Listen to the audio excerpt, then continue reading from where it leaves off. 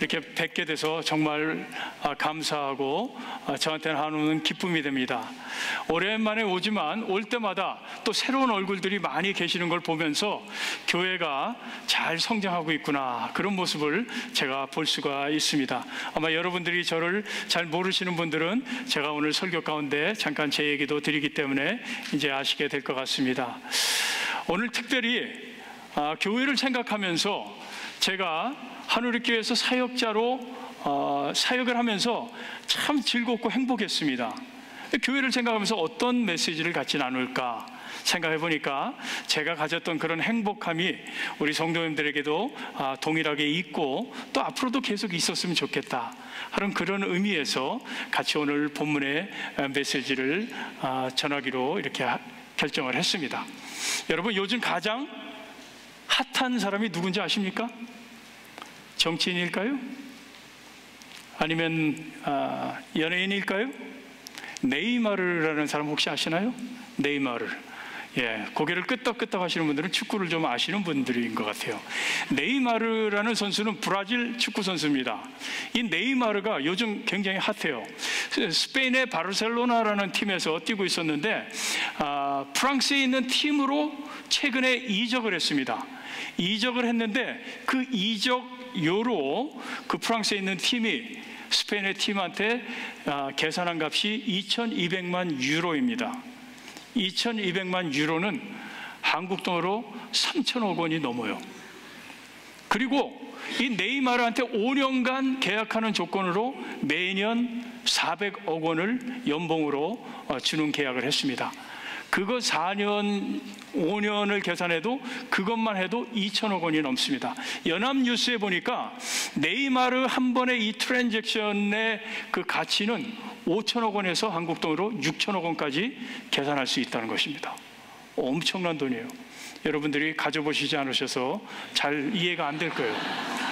그 돈이 얼마나 큰 돈인지 전혀 이해할 수 있는 분이 아마 여기 몇 분 계실지도 모르겠습니다. 조용히 저하고 예배 뒤에 만났으면 좋겠습니다. 그 6천억 원이란 돈은요, 프랑스인지 그 유럽 리그에 있는 한 팀을 통째로 살 수 있는 돈이라고 그래요. 네이마르 저 선수가 그렇게 뛰어난 선수입니다. 한국에도 세계적으로 알려져가는 그런 선수가 한 명이 있습니다. 그 선수가 누군지 아세요? 유럽에서 뛰고 있고요, 축구 선수인데 한국 선수로서 굉장히 유명해진 그런 선수입니다. 혹시 아시나요? 손흥민 선수. 여러분 다 아시면서 축구 전혀 안 보는 것처럼 이렇게. 손흥민 선수가 굉장히 유명합니다. 손흥민 선수가 작년 9월에 또 올해 초에 2번 유로피안 리그에서 이달의 선수상을 받았습니다. 이 사람들은 도대체 어떤 선수길래 이렇게 유명해졌을까? Just a pure talent? 그냥 순수한 탤런트일까? 그것만은 아닌 것 같아요. 이 사람들이 유명해지는 데는 그만큼 그 나름대로의 이유가 있기 때문에 이렇게 유명해진 것입니다. 동일한 축구 선수 중에 한국에 14년 동안 프로리그에서 뛰었던 손웅정이라는 사람이 있습니다. 이 사람이 축구를 하면서 계속해서 벽에 부딪힌 자신의 한계 가운데 이런 고백을 했어요. 자기가 왜 이렇게 공을 못 다루는가? 내가 프로 축구 선수인데 자기가 가지고 있는 한계를 이렇게 얘기했어요. 내가 왜 이렇게 공을 못 다루는가? 그러면서 자기가 은퇴한 후에 자기가 앞으로 청소년 지도자들을, 선수를 키우는 지도자로 헌신할 텐데 앞으로 만약에 내가 축구를 가르친다면 이전에 배운 방법과는 전혀 다른 방법으로 내가 축구를 가르치겠다. 그 방법이 뭐냐 하면요, 자기 아들을 축구를 가르쳤어요. 8살부터 16살까지 축구를 가르치면서 한 번도 경기에 내보내지 않았습니다. 계속해서 연습만 시킨 거예요. 하루에 6시간씩 기본기를, 공을 다루는 기본기를 하루에 6시간씩 8살부터 16살 때까지 기본기를 다루는 그 훈련을 시켰다고 그래요. 그러고 나서 이 선수가 유명하게 됐는데 그 선수의 이름이 바로 손흥민입니다. 손흥민 선수는 16살 때까지 한 번도 정식 게임에 나가보지 못했다고 그래요. 왜냐하면 아버지가 기본 기에 충실할 수 있도록 했기 때문에 그렇습니다. 여러분, 골프도 마찬가지입니다. 골프를 처음 배우고 나면 기분이 너무 좋았고 당장 필드로 나가는 사람들이 있습니다. 그러나 골프 선생님이 아마 그런 얘기를 할 거예요. 당분간은 필드를 나가지 마세요. 필드를 나가는 순간 배운 모든 기본기가 망가지기 때문에 나가지 말라고 그렇게 가르칠 것입니다. 오늘 말씀 가운데 보면은 신앙생활도 동일한 것이 적용이 됩니다. 예수 그리스도를 믿고 그리스도 안에서 새로운 삶을 살아가는데 교회에 그냥 던져져 버리는 거예요. 기본기를 아무 갖출 그런 시간적인 여유도 없이 바로 현장에 투입돼서 현장에서 이렇게 살고 저렇게 살다 보면 이리 부딪히고 저리 부딪히다 보면은 신앙생활이 즐겁지 않고 오히려 어렵고 힘든 경험을 하게 되는 것입니다. 저도 신앙생활을 32년간 돌아보니까 저도 기본기를 배울 여의지도 없이 바로 교회의 여러 가지 사역 가운데 접목했던 그런 과거의 경험이 있었습니다. 그러나 제가 한우리교회에서 4년간을 돌아볼 때는 정말 기쁨과 감격 가운데 그런 신앙생활을 했던 것이 지금도 기억 가운데 생생하게 남습니다. 오늘 로마서의 말씀을 보면요, 사실 로마서는 굉장히 긴 시간을 요구하는 그런 말씀입니다. 로마서 1장에서 1장 17절까지의 말씀을 보면요, 서론 부분이에요. 그 다음에 18절서부터 15장 13절까지 긴 부분이 본론에 대한 얘기를 합니다. 그리고 15장 14절서부터 16장까지 결론을 얘기해요. 서론 부분에는 바울이 자기가 한 번도 방문한 적이 없는 그 로마 교회에 편지를 하기 때문에 너희 소문을 내가 들었다, 복음이 온 동네에 퍼지는 너희 그 복음의 소식을 듣고 내가 마음이 많이 기뻤다 하면서 인커리지하고 권면하는 그런 부분을 서론에 씁니다. 그러고 나서 본론의 긴 기간을 반으로 뚝 내용상으로 잘라서 교리의 부분을 얘기를 해요. 죄란 무엇인가? 왜 우리는 모두 다 죄인인가? 왜 우리는 예수 그리스도의 의가 믿음으로 의로 의인이 될 수밖에 없는가? 그런 부분에 대해서 쭉 얘기하고, 이방인이었던 그 로마의 사람들에게 유대인과 이방인에 대한 하나님의 계획은 무엇인가? 그 얘기를 쭉 교리 부분을 11장까지 합니다. 바울의 서신의 특징은 항상 그 다음에 적용을 얘기를 해요. 적용을 얘기하는데 오늘 로마서 12장 1절서부터 15장 13절까지 그 적용 부분을 오늘 말씀 가운데 제가 선택한 것입니다.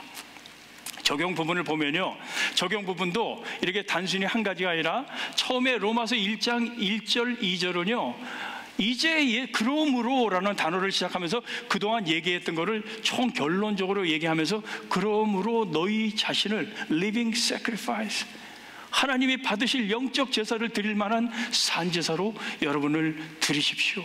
그것은 변화받는 삶을 의미하는 것입니다.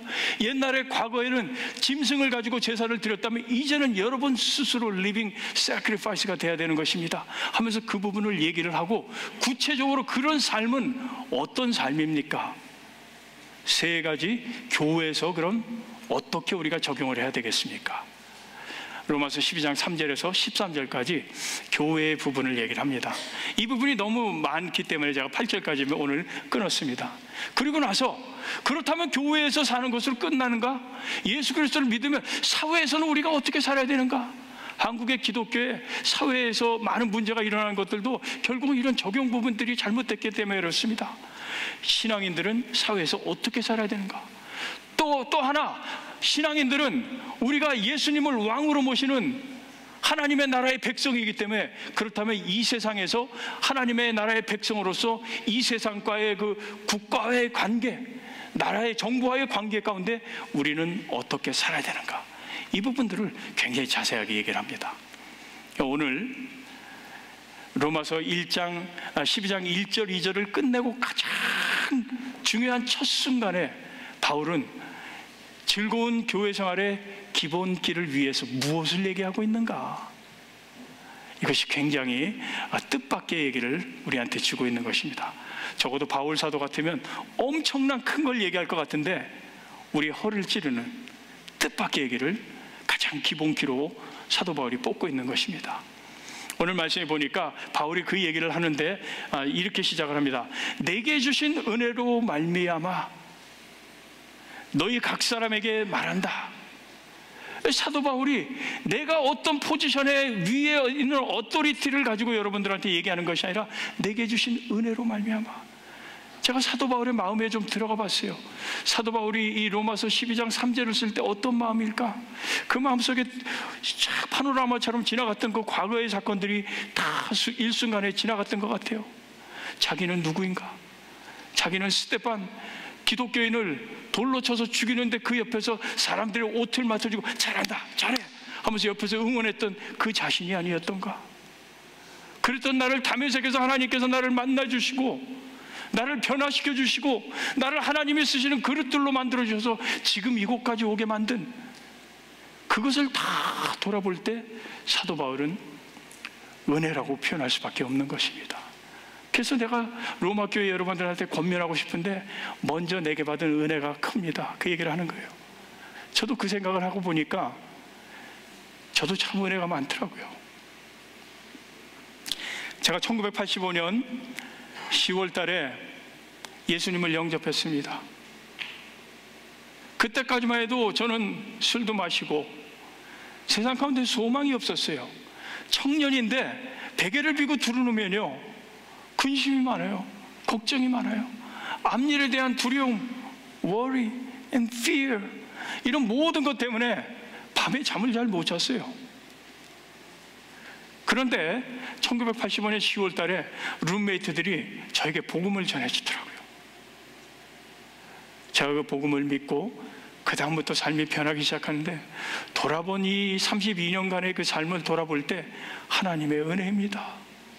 제가 소망이 없는 자, 두려움이 가득한 자였다가 지금 이 자리에 은혜를 받고 하나님의 말씀을 전하는 자리까지 쓴 것, 여러분도 동일하게 예수 그리스도를 처음 만났던 그 순간이 있을 것입니다. 그 순간서부터 지금까지 한번 돌아보세요. 그 이어지는 점점 사건 하나하나가 다 하나님의 은혜 때문에 그런 것입니다. 사도 바울은 그것을 honestly 고백하고 있는 것입니다. 내게 주신 은혜로 말미암아 너희 각 사람에게 말하노니, 여기서 벌써 딱 set the tone, 딱 정해진 거예요. 내가 지금 말하는 거 내가 어떤 권위나 내가 여러분들한테, 여러분들은 이방인이고 나는 유대인이기 때문에 말할 수 있는 자격이 있기 때문에 그런 거 아닙니다. 내가 사도이기 때문에 여러분들이 그냥 일반 성도이기 때문에 내가 얘기하는 거 아닙니다. 은혜 때문에 그런 거예요. 은혜. 벌써 그 다음에 얘기하려고 하는 내용이 다 정해진 겁니다. 이 말씀 가운데 그 내용이 뭐예요? 마땅히 생각할 그 이상의 생각을 품지 말고, 여기 보면 그 이상의 생각을 품지 말고라는 한글 번역이요, 헬라어로 위페르 프로네인이란 단어를 사용했습니다. 위페르 프로네인이란 이 의미는 뭐냐면 오버리 프라우드한 거예요. 성도로서 하나님이 주신 은사와 직분이 있는데 스스로 이것이 내가 잘나서 된 건 줄 알고 오버리 프라우드한 거예요. 여러분 생각해보세요. 얼마나 꼴불견이에요. 제가 이 자리에 서가지고 여러분 잘났다고 막 떠들고 그러면 여러분들이 어떻게 생각하시겠어요? 말도 안 된다는 거예요. Not overly proud. 마땅히 생각할 그 이상의 생각을 품지 마라. 왜 그러냐면 은혜로부터 이렇게 온 거야. 그렇기 때문에 그렇게 얘기를 하고 있는 것입니다. 교회 생활의 기본기 넘버원은, 그러면서 그 다음에 얘기를 하죠. 오직 하나님께서 각 사람에게 나누어 주신 믿음의 분량대로 지혜롭게 생각하라. 하나님께서 우리 각 사람 한 사람에게 우리에게 은사를 주셨다 해야 돼요. 그리고 은사를 받은 그것이 우리 마음 가운데 오버리 프라우드, 자랑하는 마음이 아니라 은사를 가진 그 사람은 겸손해야 된다는 것을 사도 바울이 첫 번째로 우리에게 말을 해주고 있는 것입니다. 이것이 얼마나 중요한지 사도 바울이 12장 3절에 처음 교회의 공동체의 신앙생활에 대해서 넘버원으로 얘기한 것입니다. 겸손하라. 나에게 준 은사가 어디서부터 온 것임을 알아라. 그 얘기를 하고 있는 것입니다. 제가 어렸을 때 저희 아버님이 공무원이셨어요. 그래서 월급을 받으시면은 일단 한잔 하시고 저녁 늦게 이제 오십니다. 오시면은 저 위로 누나가 둘이 있고 나이 차이가 좀 있습니다. 내 밑에 남동생 이남인이에요. 그럼 아이들을 다 불러요. 부르고 무릎을 꿇고 이렇게 딱 앉아있으면 아버님이 호주머니에서 노란 봉투를 하나 딱 꺼냅니다. 월급 봉투예요. 요즘에 여러분들 월급 봉투를 안 받아보기 때문에 잘 모를 텐데 저는 생생하게 기억이 나요. 노란 그 월급 봉투 안에 지폐가 가득 들었어요. 그 당시에는 월급을 줄 때 은행에 가가지고 새 돈으로 빳빳한 새 돈으로 바꿔서 월급을 줬어요. 그러니까 받는 사람도 기분이 좋죠. 두툼한 월급 봉투를 딱 가지고 오시는 거예요. 일단 기분이 좋으시니까 한잔 하시고, 그리고 딱 오시면은 그때 이제 용돈을 나눠줍니다. 누나들한테는 그 중에서 지폐를 하나 딱 꺼내는데, 제가 기억하기로는 남대문이 그려져 있는 500원짜리 한 장을 탁 줍니다. 누나가 기분이 확 좋아요. 여러분 왜 놀라지 않으세요? 큰 돈이에요, 큰 돈. 지금은 500원 아무것도 아니지만 그 당시에 500원짜리 본 적이나 있으세요? 저는 본 사람입니다, 본 사람. 지폐가 딱 있는데 그 빳빳한 지폐를 큰 누나한테 500원짜리 하나 주고, 작은 누나한테 500원짜리 하나 주고, 저한테는 100원짜리 하나 딱 주고. 제 동생도 100원짜리입니다. 세종대왕이 그려져 있는, 지금 지폐가 있는지 잘 모르겠는데 그 당시에 그 지폐를 딱 줍니다. 그러면은 저는 그 다음날 신바람 났죠. 그 다음날 당장 나가서 평소에 사 먹고 싶은 거 마음대로 사 먹고 돌아다녔습니다. 그러고 나면은 제가 항상 제 기억을 나는 거는, 저는 돈이 있으면 까먹습니다. 그래가지고 일단 제 거를 먼저 빨리 까먹고 동생 거를 좀 쉐어하자고 얘기했던 그런 과거의 못된, 예수님 믿기 전에 못된 일이 좀 생각이 납니다. 지금도 그런 습관이 있는지 우리 집사람이 가끔 저한테 경고를 줘요. 당신은 돈이 있으면 안 된다. 자주 이렇게 뭐 쓰게 돼요. 뭘 어떻게 하든 하여간 뭐 덮든지 뭐 쓰든지 하여간 쓰는 게 제 습성인 것 같습니다. 근데 조금 나이가 들고 나서는 슬슬 불만이 생기더라고요. 왜 누나는 돈의 가치를 안 거죠? 500원짜리? 나는 100원짜리야. 그런 생각이 좀 들었던 것 같아요. 그러면서 그때부터는 왜 나는 500원짜리를 안 주는가? 100원 금방 까먹었던 기억이 났던 것 같아요. 우리 아버지께서 어련히 나한테 필요한 만큼 금액을 주셨을까요? 그럼에도 불구하고 조금 지나면 금방 불만이 생기고 그렇게 하는 모습을 알 수 있는 것입니다. 우리 한우리 교회를 바라보니까 제가 오랜만에 보지만 모두 다 직분을 감당하시고 성숙하게 자기 맡은 자리에 일하시는 모습을 볼 때 참 감사했어요. 바로 그겁니다. 이것은 하나님께서 우리에게 필요한 그것들을 믿음의 분량대로 각자 다 알맞게 주신 거예요. 오늘 말씀이 그렇게 얘기하지 않습니까? 하나님께서 각 사람에게 나누어 주신 믿음의 분량대로 지혜롭게 생각하라. 오늘 이 기본기는 우리에게 주신 이 은사를 만족해하고 겸손하게 그 은사를 가지고 사용해야 된다는 것이 첫 번째 기본기인 겁니다. 그럼 이 기본기를 어떻게 우리가 훈련해야 되겠습니까? 훈련해야 되는 것은 오직 말씀과 기도 아니면 불가능해요.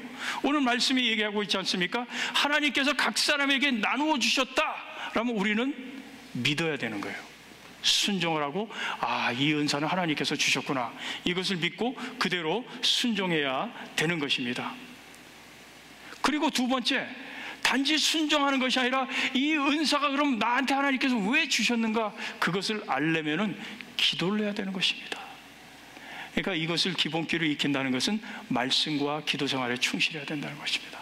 기도를 할 때 비로소 하나님께서 왜 나에게 이런 은사를 주셨는가, 이 공동체 안에서 이 은사를 주신 이유는 무엇인가, 그거를 내가 알 때 비로소 내가 오버리 프라우드 하지 않고 겸손하게 하나님께서 주신 이유가 이것 때문에 그렇구나, 기도를 통해서 우리가 발견하게 되기 때문에 그렇습니다.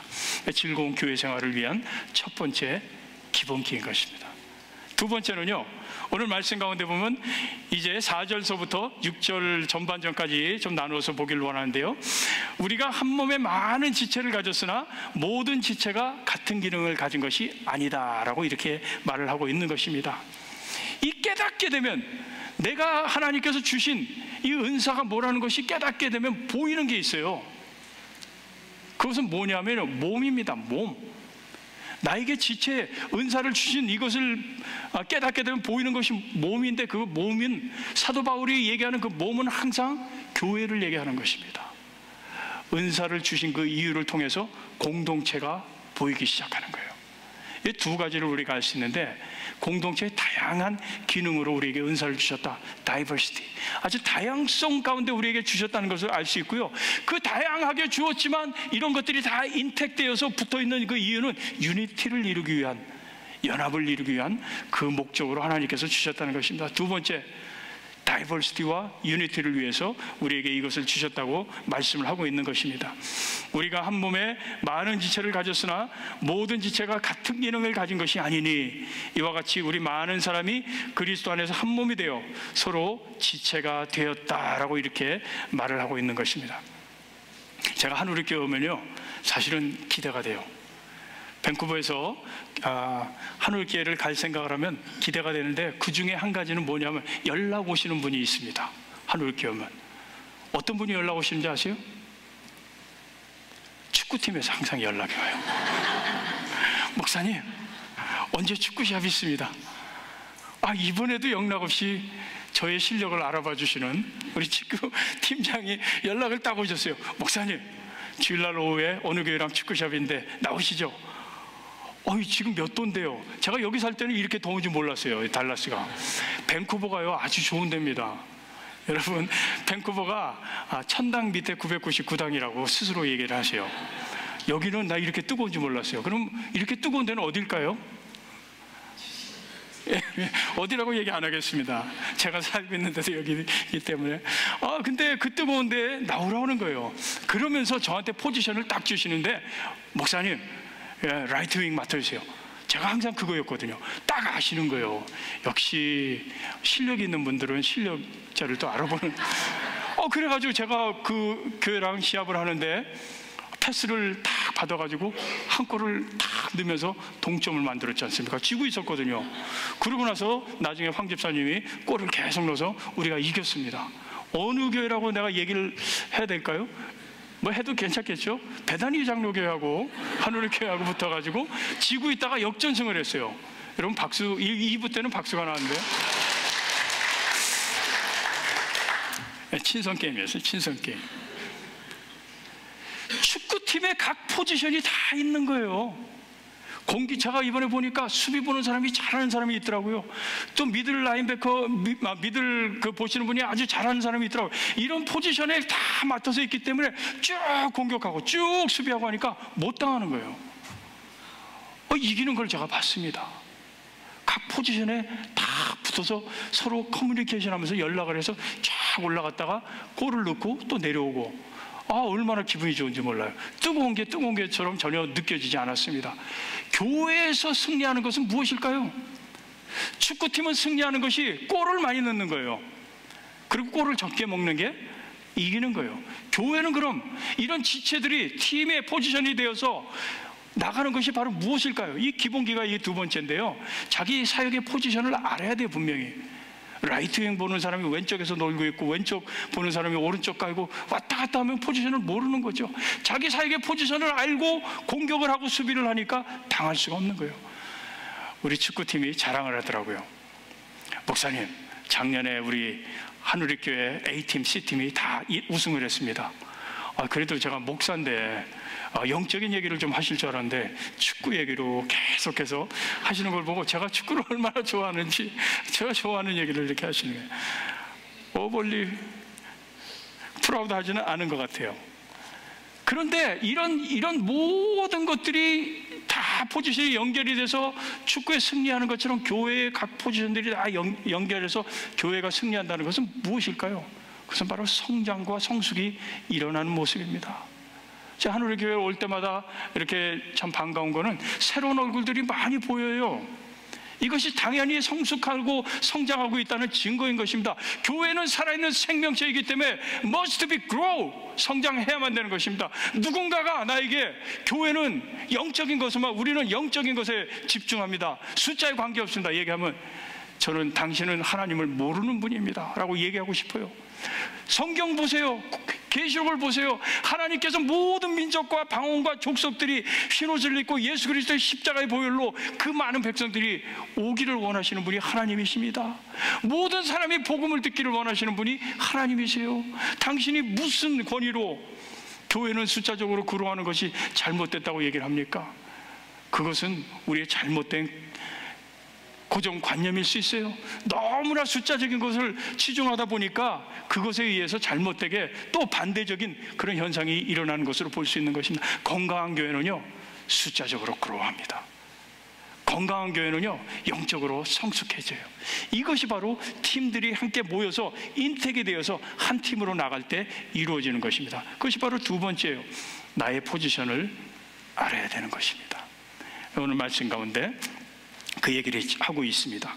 그 다음에 세 번째로 이제 마지막으로 보면 6절에서 8절까지의 말씀인데요, 여기 보면 제가 한번 6절 후반부서부터 읽어보겠습니다.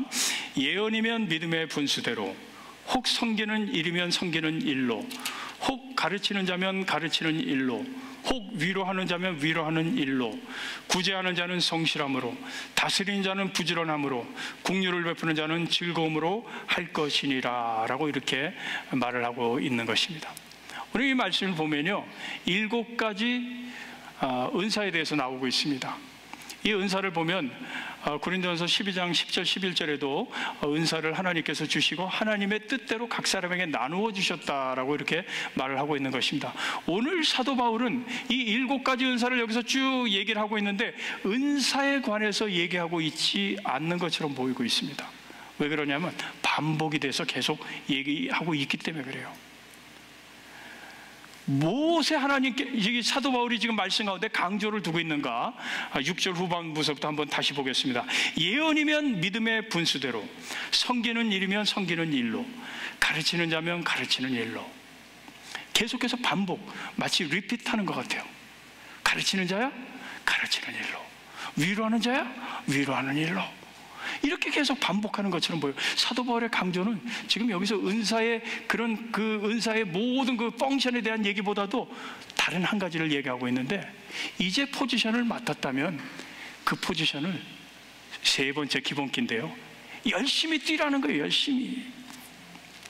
자기가 맡은 포지션을 열심히 뛰지 않는 그런 일을 하지 말고 직분만 맡아놓고 그냥 있는 것이 아니라 직분을 맡았다면 이제 열심히 뛰세요 라고 이렇게 리핏을 하고 있는 모습을 말씀 가운데 볼 수 있는 것입니다. 제가 축구를 좋아하니까 실내 축구팀에서 또 연락이 오더라고요. 목사님 실내 축구도 했어요. 그래서 목요일 날 한우리교회 우리 성도님들이 많은 실내 축구를 나갔더니 또 월요 실내 축구팀에서 또 연락이 오더라고요. 월요 팀에서도 좀 띄워주시죠. 그래서 제가 지금 공부하러 왔다가 축구를 계속 뛰고 보니까 정신이 없어요. 내가 지금 축구하러 왔는지 뭐하러 왔는지. 힘이 들더라고요. 어느 날은 너무 힘들어가지고 축구팀에 나가가지고 공격에 나가 뒤에서 계속해서 컴플레인 하더라고요. 목사님 빨리 오세요. 수비 봐주세요. 목사님 빨리 가세요. 저쪽으로 가세요. 제가 그 정도 실력은 아닌데 계속해서 저한테 이리 가라 저리 가라 해서 내가 많이 실력이 떨어졌나, 몸이 불었나, 이런 여러 가지 생각을 했습니다. 자기 맡은 포지션이 있는데 성실히 안 하니까 팀에 영향이 있는 거예요. 계속해서 골도 먹고 같이 맡은 포지션이 있다면 열심히 뛰어줘야 하는데 내가 열심히 안 뛰니까 어떤 일이 생겨요? 다른 사람이 뛰어야 되는데 더블로 힘들죠. 그러니까 그분이 얼마나 답답했으면 목사님 빨리 오세요. 일로 오세요. 절로 뛰세요. 그 얘기를 제가 들은 생각을 하면서 야, 이제 축구 그만하고 공부해야 되겠다 하는 그런 생각을 좀 한번 했습니다. 공부를 마치고 그러고 가야 되는데 지금 이제 일주밖에 시간이 안 남아서 시간이 좀 급해졌습니다. 자기 포지션을 맡으면 우리 한우리교회를 바라볼 때 제가 너무 잘하고 계신 것 같아요. 그동안 보니까. 그런데 달리는 말에 채찍질을 한다고 기왕 하시는 거 그 맡은 포지션에 열심히 하세요. 내가 쉬면 그냥 나만 쉬는 게 아니에요. 뭔가 정체가 되면서 그 다음에 이 교회가 전체 승리하는데 방해가 되는 그것입니다. 사도 바울이 계속해서 그런 시야로 다시 한번 읽어볼까요? 예언이면 믿음의 분수대로, 혹 섬기는 일이면 섬기는 일로, 혹 가르치는 자면 가르치는 일로, 위로하는 자면 위로하는 일로, 구제하는 자는 성실함으로, 다스리는 자는 부지런함으로, 긍휼을 베푸는 자는 즐거움으로 할 것이니라. 샌디에고에 가면요, 예수님 상이 하나 있습니다. 천주교에 예수님 상이 하나 있는데 우리가 보통 기독교에서 이벤젤리칼 복음주의적인 교회에서는 이런 동상을 만들지 않는데 천주교나 이런 데 보면 가끔 동상이 있습니다. 예수님 동상 중에 보면은 손을 이렇게 벌리고 있는, 저기처럼 벌리고 있는 이 동상이 있어요. 이 동상 밑에 무슨 글이 써 있는지 아세요? 대부분 Come unto me, 나에게 오라. 수고하고 무거운 짐진 자들아, 나에게 오라. 그런 의미에서 Come unto me 라는 그런 메시지가 들어가 있습니다. 1980년에 샌디에고에 있는 크라이스트 킹 캐톨릭 철치에 어려움이 생겼어요.